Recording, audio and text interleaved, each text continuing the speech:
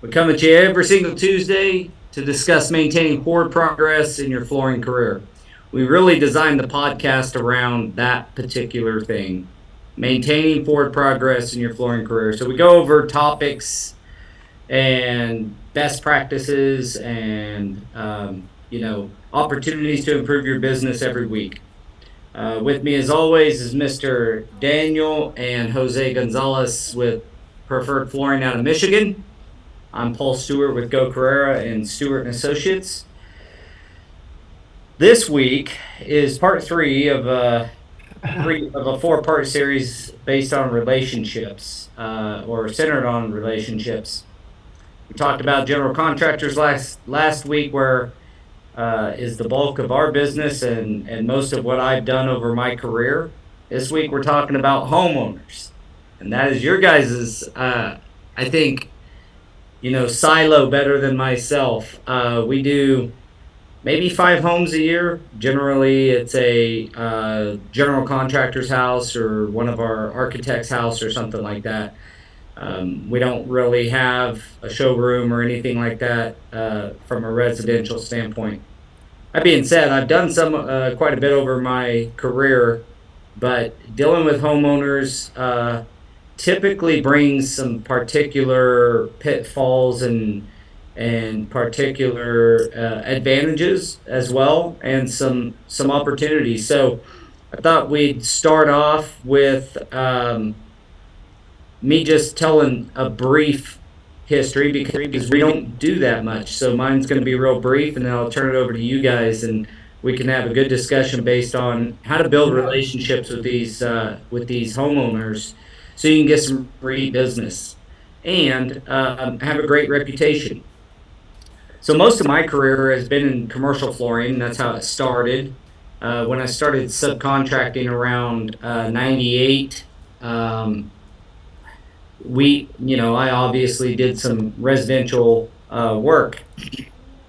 I had both gamuts of residential work back then, and it wasn't really dealing directly with homeowners much. I was working with a really high-end interior designer, and so I do a lot of wool, carpet, and things like that. And I really got my butt handed to me a few times on that.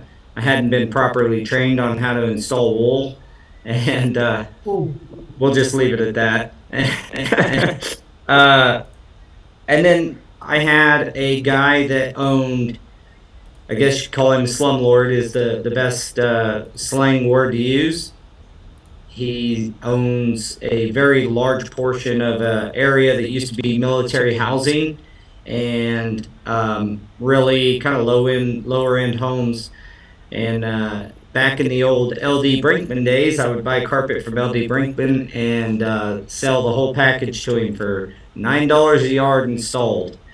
So I did everything from installing $12 a yard for just installation on the wool to $9 a yard furnish, carpet, pad, and installation. We did a brief time in 2002. We had the first, to my knowledge, the first real mobile showroom. And at the time, we had taken a 8-foot box truck and turned it into a showroom, and started doing residential. We did that for about a year, figured out real quick that it just was not real, it didn't fit our wheelhouse of business, and so we got out of it. But a few things I learned in that time. Homeowners value their vacation almost as much as their money. And if you mess up their vacation to replace their carpet, and you do not get their carpet done in time, or something goes wrong, you are in trouble. Or at least that was my experience. I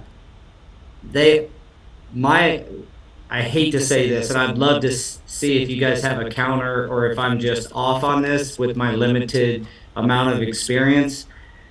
But I found them often working to try to get something for free, or we scratched something that they wanted replaced, and every time we got those items brought up, it was just not a fun discussion.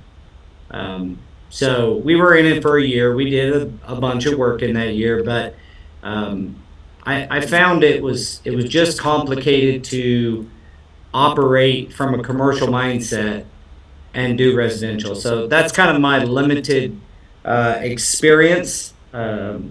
What is your guys's? I know you guys have done residential, still do residential. Um, Probably much better suited to talk about this topic and how you guys have succeeded in building those relationships with those homeowners. So kick it off. Whoever wants to Well, jump. I'll go ahead. I'll go ahead and get started. And I just want to clarify. Yes, we do commercial and residential, but we are still primarily a commercial outfit. The residential that we have obtained is through our connections through the general trades, or through the support that we've given to our school district. And it's kind of returning the favor, and it's kind of on full circle over the paddle, from helping out little leagues and school teams and all that. So residential won't be our first choice. It wouldn't be, because there is a lot to it that we still need to work on. All right, like you said, the small little things. Because me as a consumer, I know that I'm very picky, right? And I expect the homeowners to be as well. And it's just one of those things where if you grew up in the commercial industry and you step into someone's home, totally different atmosphere. You have to prepare yourself for change. Um, Can I? Oh, looks like we dropped Yeah, I him. was gonna. You're on mute there, Daniel. It looks like we I dropped was gonna tell him Jose. to shut his video. Here he goes. See if he Would pops you back on. Could you clarify maybe Daniel real quick? Did you guys start in commercial or did you start in residential or did you just kind of out of the gate do both? They all said turn your video off to save bandwidth.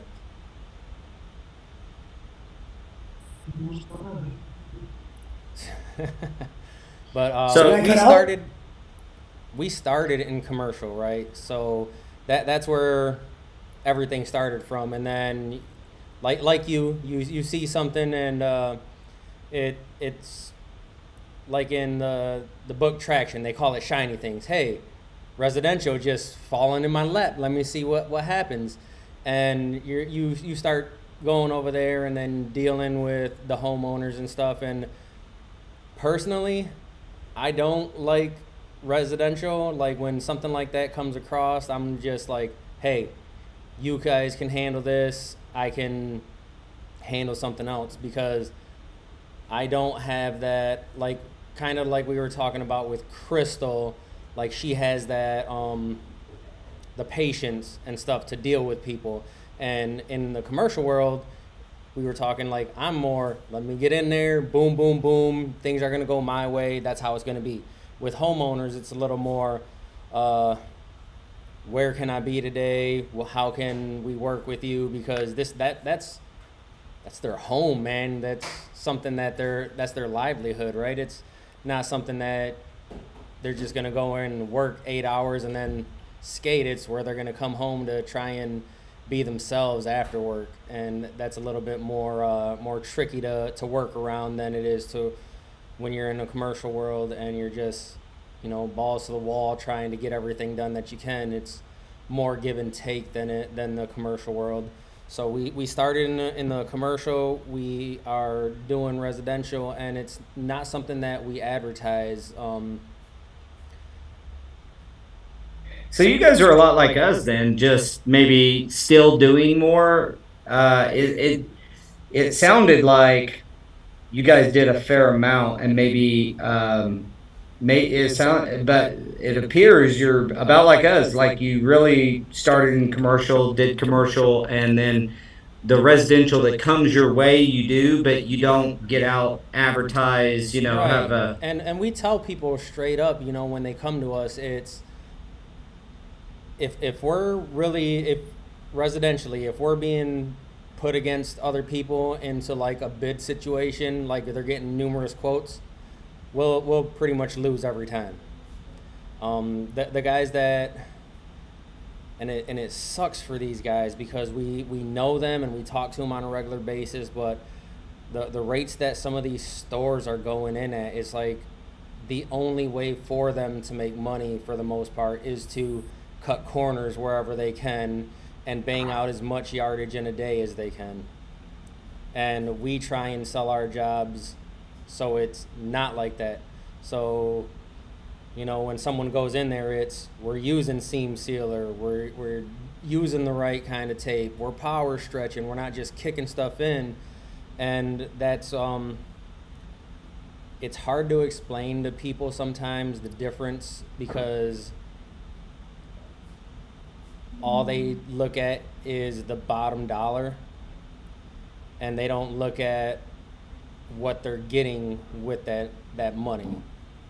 It's low is best because I'm trying to spend the least amount of money, and it isn't until, you know, they get burned. And a lot of the stuff that we actually get residentially is from people that have been burned by some of the bigger guys in town, and they're like, we don't want to deal with them anymore.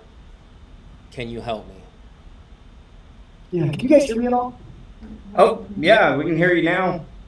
Okay, I just wanted to make sure. Yeah, Daniel's right, but about all that. And I do a lot of the residential bids or estimates, I would say, because it's not really bids. And he's absolutely right. We don't aggressively go after them, but the ones we do get, we're sought after because of the issues, and we're problem solvers. And I don't know how much of that conversation you guys got before my screen just flashed and went blank. It's funny, Daniel's in the Bahamas and is just looking awesome, sounding great. You're right here in the U.S. and we're having tech difficulties there. Yeah, I'm sitting out in front of a Home Depot because it was the closest parking lot to pull over. It's probably what it is. They're stealing my signal. So how many residential projects will you guys do in a year?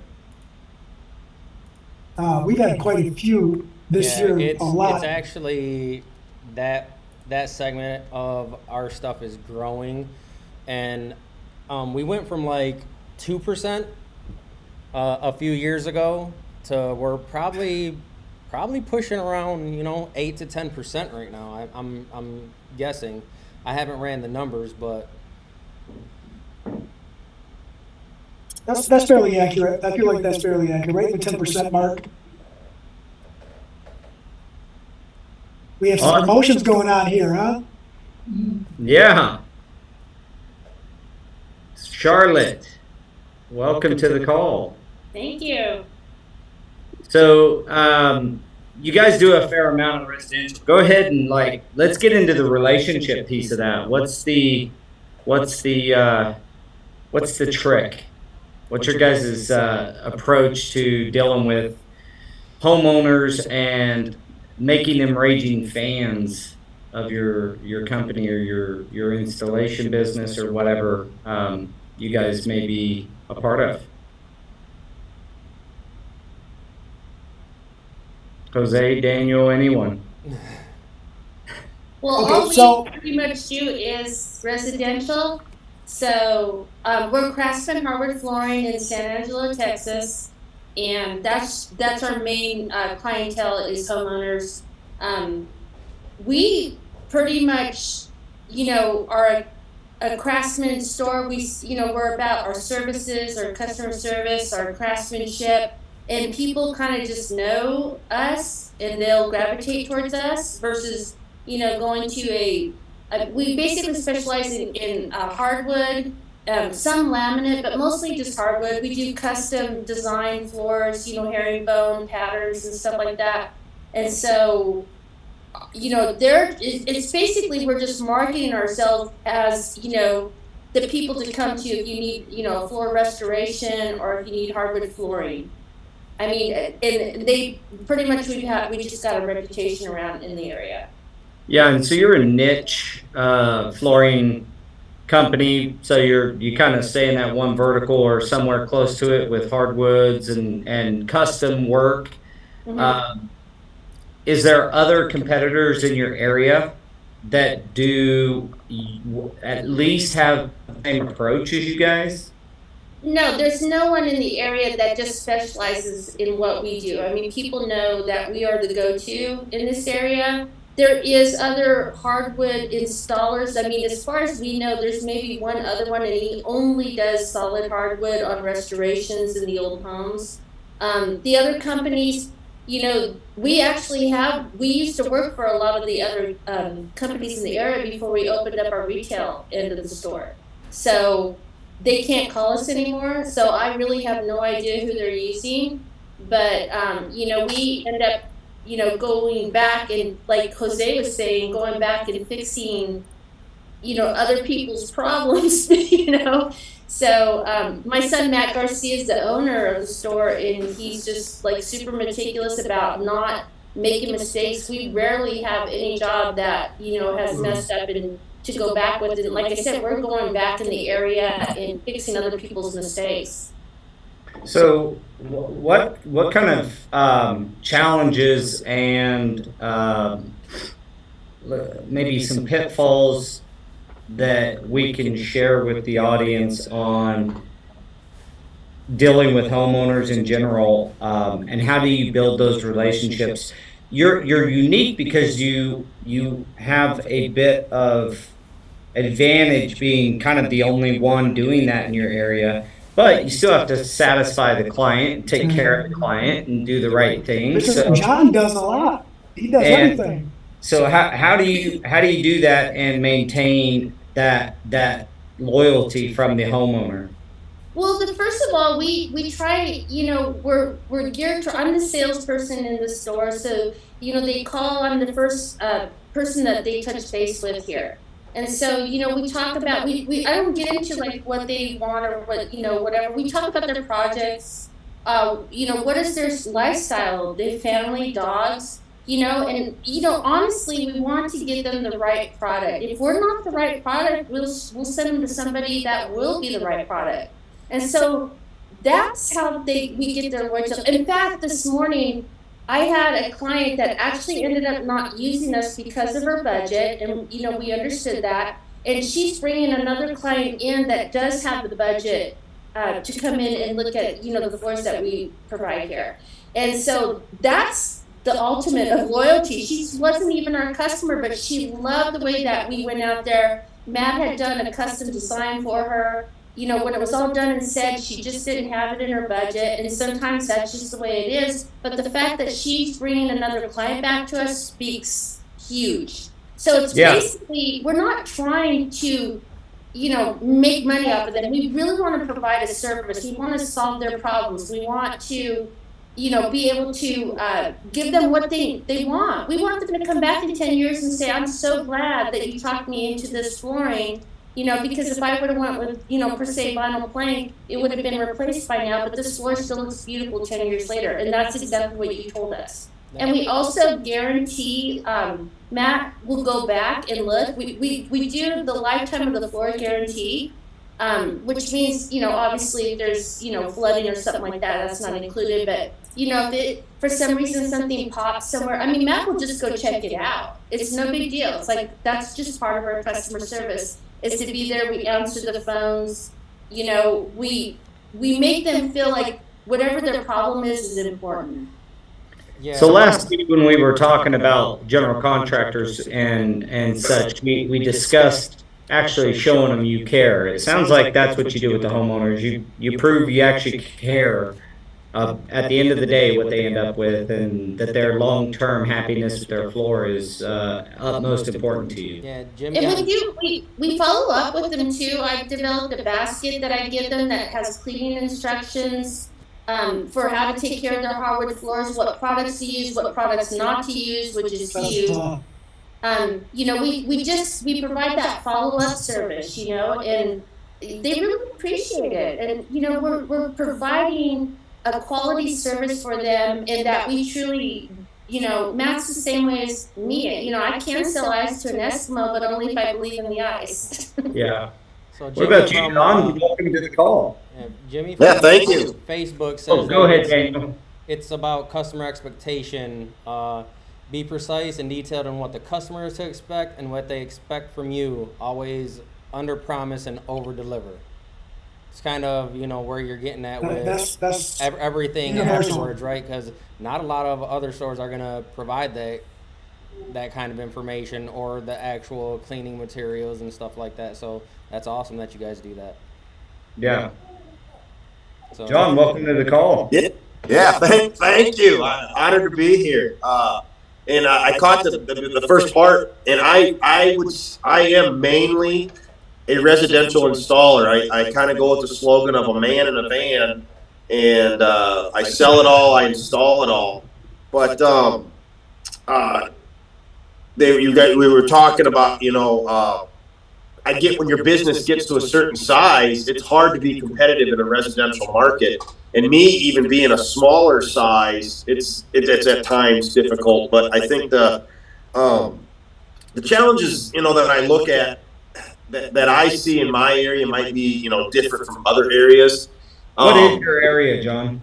So rural, blue collar, working class, and that's what I have. John, this is your time for a plug, brother. This is your time where for are a you? plug. Location. What's Plug it the in. name of your place and where you're at? So I got Steyer Flooring here in Algona, Iowa. It is, truly we are in the middle of nowhere. I was just down in Wichita, Kansas, and I thought, some of those areas just definitely reminded me on the drive there of Algona, but definitely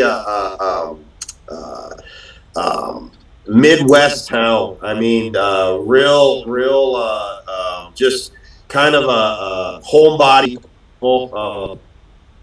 That's my customer base, and I'm aware of it. No, that's the clientele that I want to serve, and so one comment that I wanted to make is because I heard this, while I was actually down in Wichita, and it just comes to pricing. You get in that residential market, and everybody's on a race to the bottom, and I truly don't believe that's true. And I think you can see that with just how people live their lives now. You can pull into somebody's driveway, and I'm before I even go into that house, I'm looking around like, okay, they've got a well-kept yard, their vehicles are clean, their garage is organized. These people like nice stuff. So to me, that's all kind of easy to sell at that point, because you can sell value. These people understand it. Where vice versa, I maybe if you're not in a neighborhood like that, that might be a challenge moving forward. I think some of it may be your average homeowner is not, when we're taking residential and commercial and comparing them a bit, your average homeowner just, it's harder to sell value when they don't understand the difference between one carpet and the next, or one LVT and the next, and they look at you, maybe not in your area, but in a lot of areas, they look at the salesman as just that, a salesman.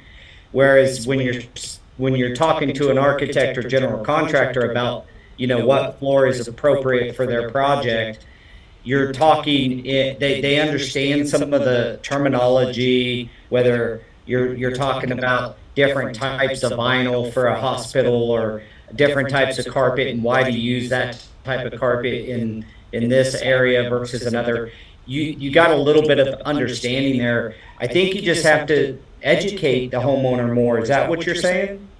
Yes. Yeah. People will, and that's the uniqueness, I think, of what I have is I'm the guy coming back to put it in. So they're already reaching out to, hey, we need to know, we want carpet, but should we put carpet in our hallway? Because we're unsure of, we got a very busy household. And I think when you... Only the bathrooms. Only the bathroom. You got boys, we want shag up the walls. I'm very comfortable in the residential market. I am. And I think it's a lot. Daniel made the comment that it is, when you work, I'll kind of get a little sidetracked, but I'll come right back. 2 commercial jobs I sold this year are 10% of my total gross sales, only 2. So that just goes to show you that it don't take a whole lot of work on that side to keep a guy like me busy. So I get that. So when you're doing like residential, and I've got, let's say, 4 jobs that week, I got 4 personalities I got to juggle. And I got to get in the right mindset that, okay, So that's a this great is, way to put it. yes. So it does take a unique individual to do that. And even as an installer, where you might not be on the part of the sales part of it, and you're just showing up to do the install, you've got to have that mindset that today you might be in Mrs. Jones' home and she's very quiet and keeps to herself. And then tomorrow you're in Tom's home and he's a lonely guy that just wants to chit chat your ear off. And how do you balance that and continue working and be known as, this is the go-to guy, because you can not only are you a craftsman with your hand and your skills, but you have some, I'm going to use the word like maybe some verbal judo to some degree, where you can I like it. you can take on those situations. And what's You your know, and I know John. I know John too. Like on a personal level too. Like John is very good at articulating himself, and he is very versatile in any atmosphere. So that helps him out too. And maybe that's one of those things where it definitely helps to be able to articulate yourself and be like Bruce Lee. Be like water, my friend. Yeah. A quick observation, John, here is you got to be aware. It sounds like to me you're super aware of who you're dealing with.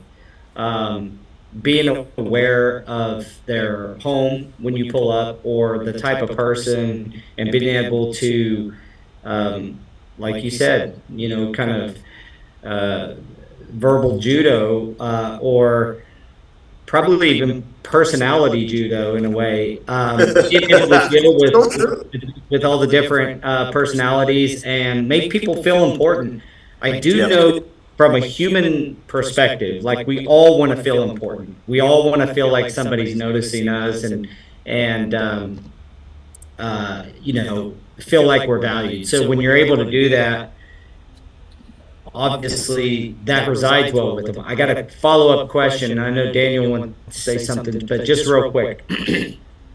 What are some of the key pitfalls, so we can add some value to people watching? What are some key pitfalls that somebody, maybe whether they're new to the flooring industry altogether, or maybe someone like myself who does commercial mostly, what are some of the pitfalls with homeowners, and kind of how do you maneuver around those or turn them into a superpower? What do you do there, and what are those pitfalls? For me, it's kind of like what Charlotte said. I live in a very rural area. I'm going to see my clients at a football game. I'm going to see my clients at the grocery store, and it's providing that service that might not even be a flooring service. I might be at their house and their air conditioner and this is a true story. Their air conditioner ain't working and they can't, who do I call to fix my air conditioner? And it might just be, we're all contractors. We all got each other's phone numbers. I'm going to call it. I'm going to sound like I'm real important. Oh yeah, this is John Steyer Flooring over at Mrs. Jones. Her air conditioner ain't working. One of you guys get down there. And so I might not win that job because it might be one that's just a budgeted job, and I personally, I'm not the guy for those jobs. Like, I'm not the race to the bottom, sharpen the pencil kind of guy. It is what it is. But I think one thing going back to it is learning communication and soft skills, and I think that is such a tough thing. I think people either just have the ability to learn it or to conquer it, or they just don't have it. That is a tough skill, and I think as a residential installer, it's almost like that is the one thing that's going to set you above anybody, because they're going to remember how nice you were or how pleasant you were, because they don't understand the whole technical point of installation, but they understand human nature and how you treat them.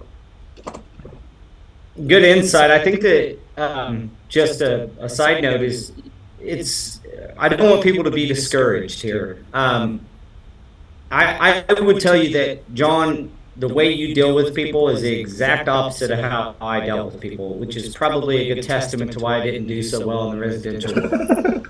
I didn't. I was really pretty young at the time, but I was there to provide a service. Figured if I did good install, I didn't have to be the most personable person.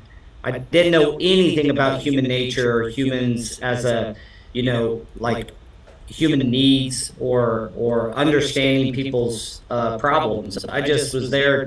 I was a good installer. I'm here to install your floor. If you want to chit chat, I might give you 5 or 10 minutes at the end of the job, but that's about all I got for you. You've really, it sounds like you and Charlotte and Charlotte's son. I'm sorry, Charlotte, I forgot his name off the top of my head here, Matt but Garcia. Matt, yeah. So you guys tend to have that skill almost already built in. I had to learn it. It took me a long time to learn. But guys, I'm telling you now, you can learn the skill. It really is based on human emotion and human tendencies and the human needs. You can investigate and research those three topics and really dive in, and you can get a lot better at it if you are like the old Paul that was kind of a jerk and didn't. I wanted to do good work, but I wasn't the most personable person. So, yeah. Anyway, just wanted to point out that you can get better, but you sound like you got it in spades. Yeah, and I was gonna ask, because you said that you don't really do the race to the bottom thing, but I didn't know how your competition was. Do you have a lot of people that are around like that? Because we get some people that come to us and it's like, this is the material I want, and we're sometimes we're like, you should not use this material, but they're the salesmen that they talked to before, like, sold them on it so well that they do not want to change their mind. And how do you go about something like that? I truthfully don't ever believe in changing somebody's mind. That's led to me in the past with that buyer's remorse, and I hate that, where they just they've come in, they wanted something, I can't get it, I don't want to get it, or for whatever reason, I've got them to switch. I think that's the one unique thing about small communities. We are not saturated in my area with flooring installers, flooring stores. It's slim. There's more. If I wanted to get a divorce today, I could find more lawyers to help me than if I needed my carpet bedroom installed. Truthfully. And that is the one benefit we have around here is, yes, I know I'm higher priced than a lot of places. Truthfully, I just don't have a way of knowing how much shopping around goes in. I do know that when I get asked to bid projects, like we need a bid, we're accepting bids, I am upfront with them right away that, for me to bid this, I just want you to know that I'm not going to, I'm going to miss something if I'm the lowest guy on this bid. Like, there's something I'm leaving out. So if they know that going into it, it kind of just saves me that time there too of not having to deal with that. But I'm very well aware that like in your case, Daniel, with what you guys do, everybody's trying to get in there, and it can be a matter of just a couple bucks on a huge project that sets you apart from the next one. And it might not be, you guys might all be good people, all good installers, all great salesmen. I just don't deal with that a whole lot in my area. So that's my one plug for living in rural America right there. That's actually pretty good, man. And so you have an opportunity to, I don't want to say control the market, but you're essentially setting a standard in your area, and that's awesome.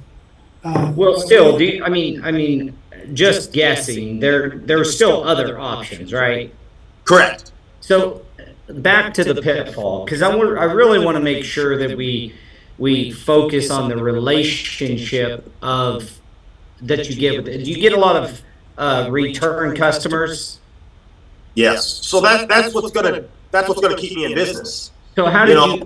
What are the things that were tough to deal with a homeowner, but you were able to overcome them and maybe even turn them into a positive? Like what for somebody just watching, like they're going to go into their first homeowner's appointment. The homeowner wants whatever it is.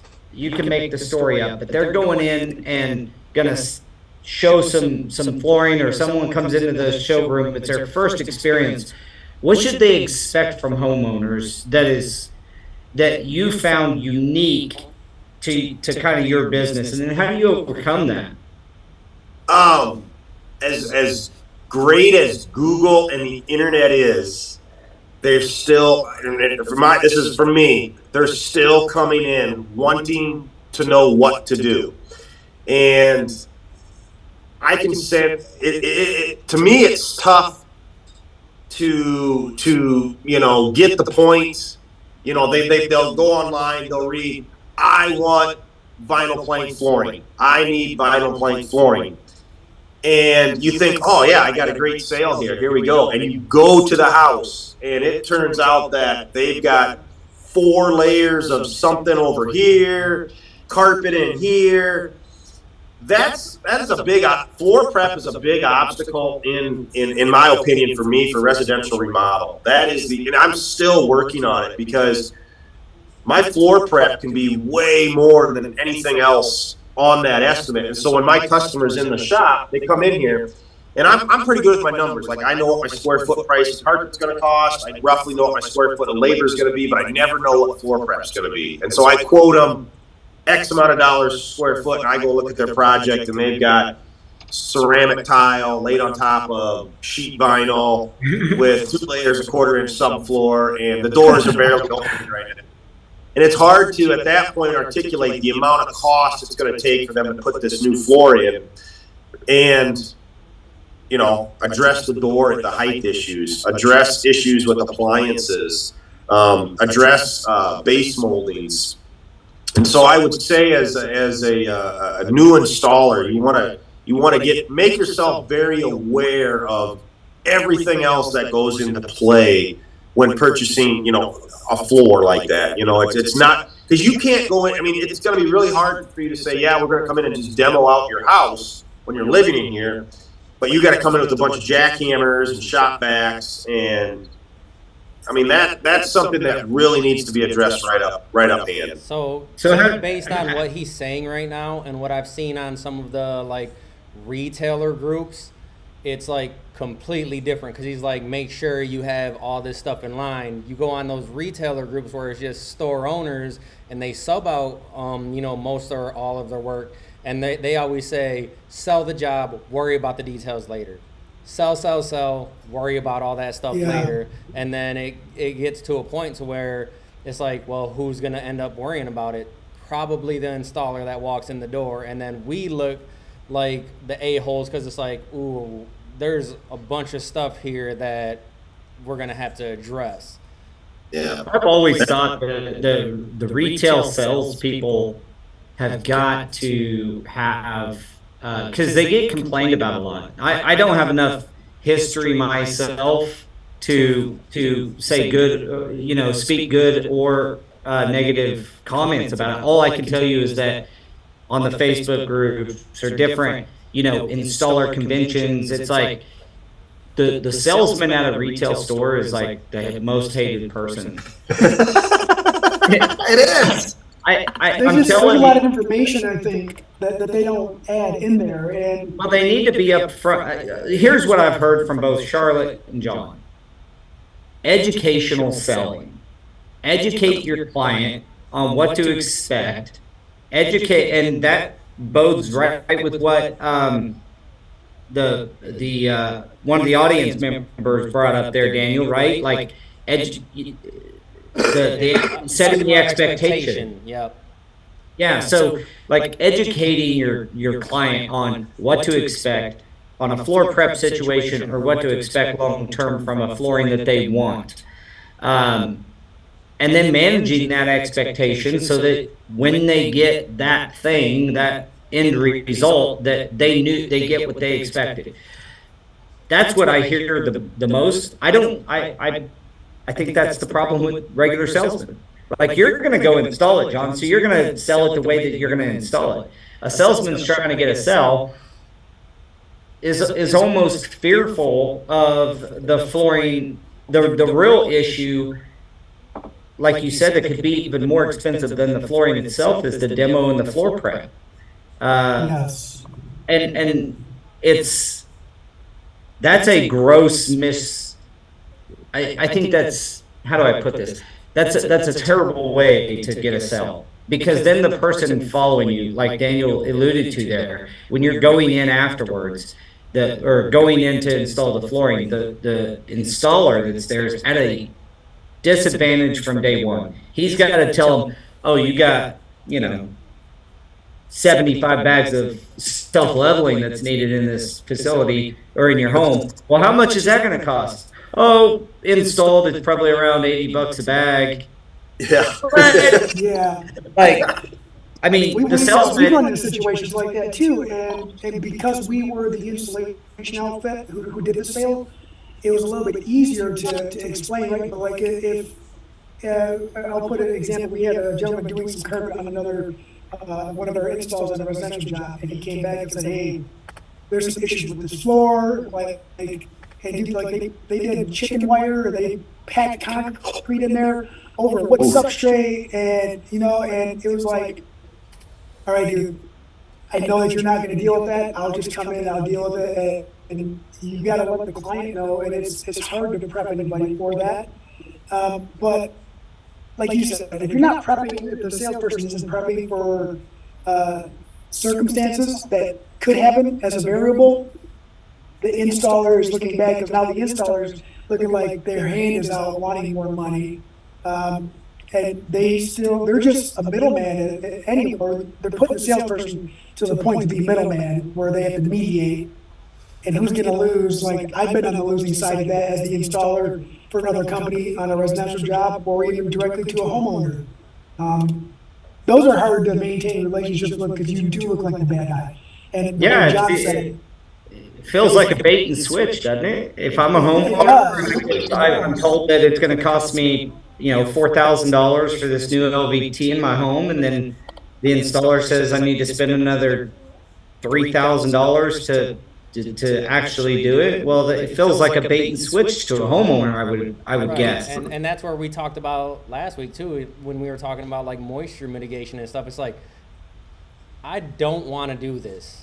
Like, it in a perfect world, I'd just go in there, lay the floor, and be done. That's what I want to do. But if we don't, you're not going to be happy.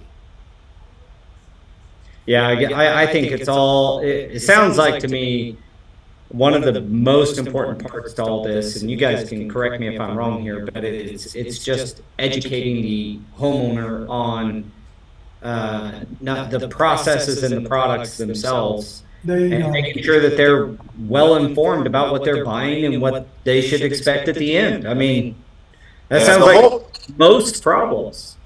I mean, residential, like you get into it. And one thing that it doesn't matter. Whatever job you're working on that day, that's the most important job you're going to do. That's just how I've always looked at it. And managing that expectation. And, and Jose is going to comment on this, I know. And I'm not one, I don't like throwing people under the bus.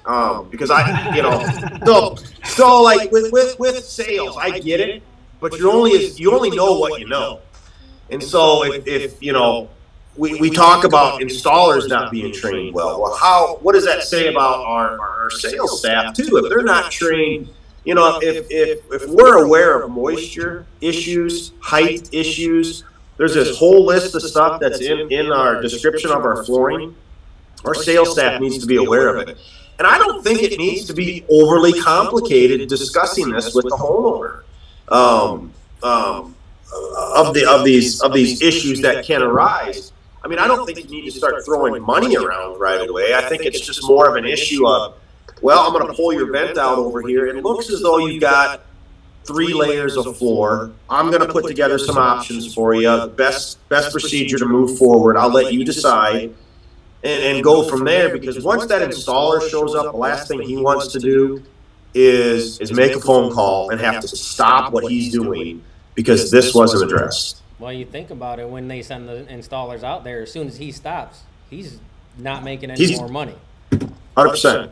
Well, and the homeowner, like I said at the very beginning, you know, they really value their time off. I mean, one of the biggest butt tunes I've ever got in my entire life was from a lady who took off vacation to redo the carpet in her house, and the carpet came in a day late. And I owed her for her time off, and I owed her for her to reimburse her for vacation time. I mean, it was so like if that's true, and that might just be my experience, but they lost they could be losing those days right there. The homeowner themselves are, I mean, really both the installer and the homeowner then are the victims of the scenario. I mean, think that's why we started saying, all right, we'll call you when the carpet gets here to schedule. Yeah. thanks. We- Only about we 18 tend to years be late, scheduled. Daniel. Do you guys, now I got a question for you guys, because, you know, me being where I'm at, we get keys dropped off all the time. We get garage door codes. We get told to help ourselves to the fridge. I mean, is that a common thing in your area, neck of the woods, or is it like what you said there? I've always wondered about that, Paul. Is that, you know, we expect, you know, part of our installation procedure is the homeowner will be at the house while our crew's working. Yeah, I mean, I think there's some that will, you know, in my area, and I honestly I can't speak. I can tell you that all of my clients like give us keys and stuff, but it's a little bit different because they're a general contractor. We do all their, you know, work for or whatever. I think what about you guys, Daniel and I think Chuck? most of the time the ones that I've worked on, they actually like to be there the entire time. There's sometimes when I'm there and it isn't until, you know, they get that face to face, they talk to you for a little bit, and then they're like, Yeah. all right, you guys good? All right. Yep. Yep. So most of the residential sales go through me, and when through the whole process, I reassure them that, you know, they've had a lot of people have had bad experiences, and that's what led them to us in the first place. And I reassure them over and over again that this is our profession, this is what we do for a living. There's nothing that I am going to do that is going to not have their best interest on the top of my list. And sometimes, sometimes you start out with the homeowner there, and then once they get a little acclimated to you, they're like, "Oh, you got this. All right, I'm leaving."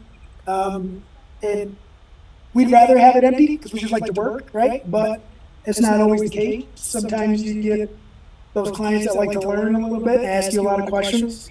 That's okay too.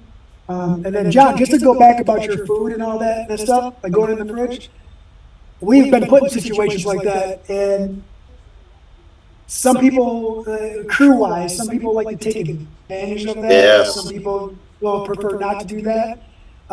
So we've been the victim of both sides of that, where we felt. I'm always leery with that stuff, man. I don't want to. We've done it.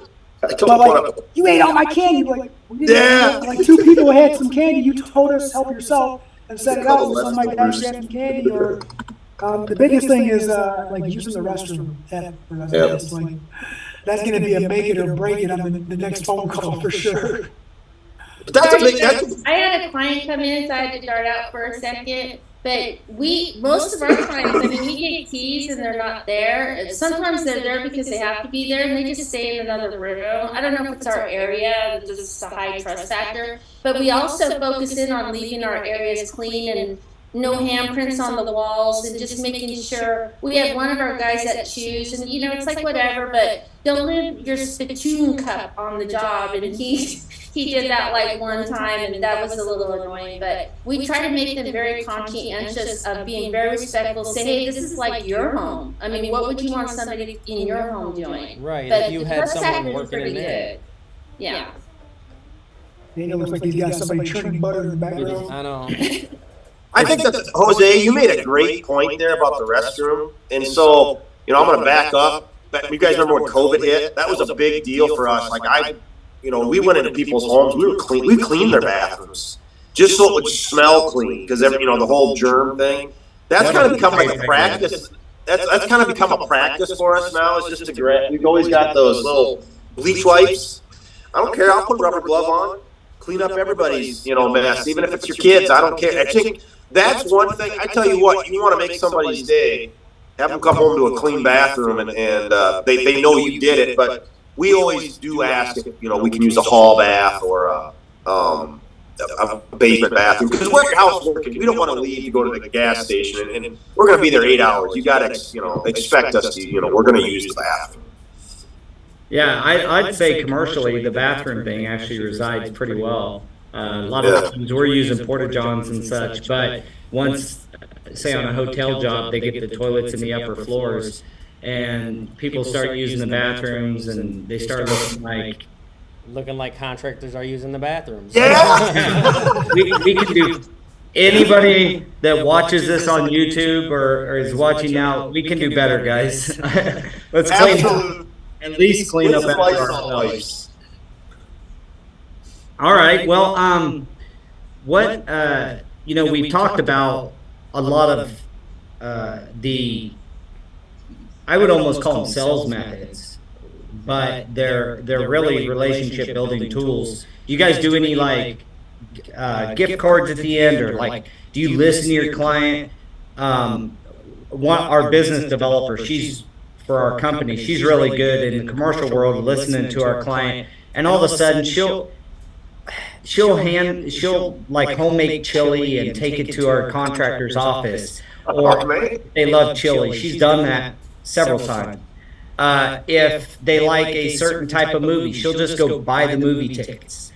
And these are multi-million dollar companies that we do business with, but it builds a relationship like crazy.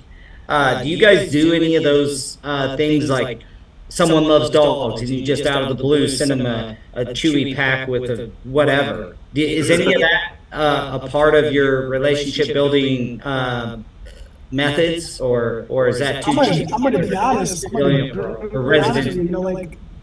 I don't think about some of that stuff, to be honest with you, and shame on me, I guess, if that is a common thing to do. We try to do nice things when we can, but I think we talked about too in a previous conversation about making the uncomfortable, or making the GC uncomfortable, or a homeowner uncomfortable. I don't want to feel like I'm bribing someone to maintain a relationship. Well, you can bribe a homeowner all you want. There's nothing illegal bribing them with gifts. It's a little bit different, if you take and Lori is our business developer's name. She's really cognizant of taking the whole office, for example, the chili, not just some individual guy that she's trying to build a relationship with. That's awesome. Yeah, you can do that with homeowners all you want and not break any rules. I'm just in our trade, a lot of times we're working with builders and their homes are being built, and I've dealt with people for a year and a half. They walk in there, I'm all, hey Katrina, how are you doing? And you build that relationship. And there was another one, she liked wine. I actually moved here from California, from wine country, and I told you we give them a gift basket, but it's a basket. Sometimes there's coffee cups in there or something that's just for them. And I got her one of my favorite bottles of wine and put it in there. So it's super cool when you can meet them. You get them a personalized gift. There was another one that she came in and she had lost her husband and she's moving here, and I put in a little plaque just to encourage her. And I'm super good at customer service, and just to be able to do that. Most of the time it's just a nice basket with something in there, but sometimes, especially if I've developed a relationship for over a year with the client and helping them to, design their home and pick out flooring, definitely, I find something cool in there. I hey, I push it up to upper management. Can I go ahead and just do a little extra for this person? And they're putting reviews on our site. Yeah, absolutely. Well, that's awesome. Those types of things. One of the things we did commercially is we have a client that owns a lot of different restaurants, and they're not franchises. He builds his own brand up, and he'll have 3 or 4 of them. And one of them, we put their logo in their walk-off carpet in their main entrance for him, and it was a big deal to them. They didn't think about it. Lori had thought about it, suggested it. I was like, if you don't think they'll mind, let's do it. That would be cool. And now they walk in and it's a nice vestibule walk-off carpet like normal, except it's got their logo water jetted into it. So just a little that was an expensive deal, but we've done a lot of business with them. But like you just said, Charlotte, it doesn't have to be huge, grandiose. Just showing that you're listening and notice that they like something, it seems to go a long way.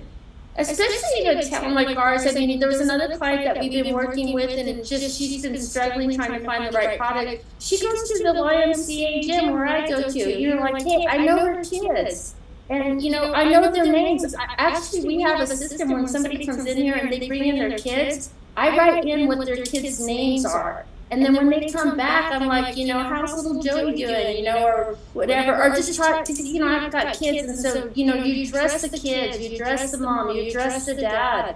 And you just, they're not just a customer, they're a person that's walking in here that needs something, and you want to make sure they're spending a lot of money, and you want to make sure, that you have that kind of relationship. And Jose, it's not bribey, it's just being attentive to the customer, and it's honest. Like, I honestly just really care about my customers. And like I said, some come in and they've got different circumstances going on in their life, and for some reason I become counselor sometimes, and but I listen. It's like you sit there, you just pay attention to their struggles, and I personally just renovated my home and had to have my floors redone by our company, and so I've really got another. I understand what they're going through. It's not fun, you're displaced and all that. We are super disruptive. I'm surprised anybody ever replaces their floors. I mean, you got to get, you know what I mean? Like, you got to get all the way out of your home. It's expensive, right? You can repaint by moving stuff center, throw some plastic over it, and throw up some paint. Even a high quality painter won't get a thing on nothing, and it's like move back, and you got to move out.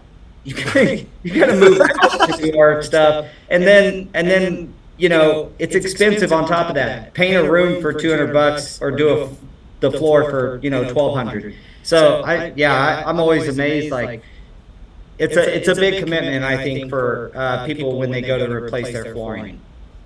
Yeah, it really is. And, I lived in one room, and then when they finally got to that room, our guys did it. I had one guy, 1 day a week, a floor that should have took 3 weeks took me 5 months. And I was literally moving while they were doing the sanding. I was waiting for the last minute to move out. So when our clients come in here and they start talking about that, it's just a matter of relating my own experiences. I've also had a family, and we lived in one room with a hot plate while they were doing, and obviously we're from multiple generations of floor covering, so we were doing it. But I know what it feels like, and I think just to relate to them and really let them know that you understand where they're at, and we're trying to do our best to get you in there and get the job done for you. So basically, she's saying, Daniel, that you owe a lot of gift baskets. I do. I'm like going through gift baskets right now. I'm like, I'm out of supplies. I got to go back to Hobby Lobby. That's cool. I don't deal with the residential, remember? Yeah, but you take care of all the back end stuff like that. And Charlotte, just so you know, I didn't call it bribing. I said I just didn't want to feel like I know. I'm just teasing Jose. I know who you are.